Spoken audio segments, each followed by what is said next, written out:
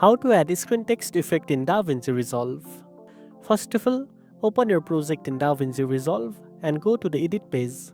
On the top left, you will see the effects library. Click on it, then go to titles. Here you will find a list of text presets like text, text plus, scroll, and animated options like fade on, flip up, and more.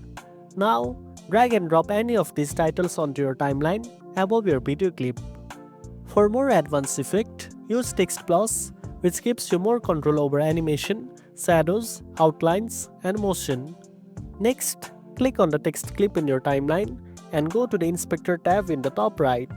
This is where you can change the font, size, position, and apply animation.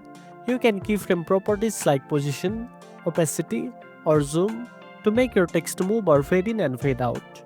If you want even more creative control, switch to the Fusion page, select your text clip and you will see the node layout.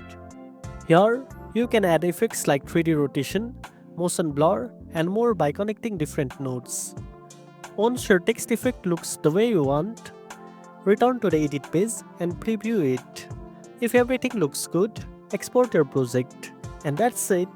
Now you know how to add screen text effects in DaVinci Resolve.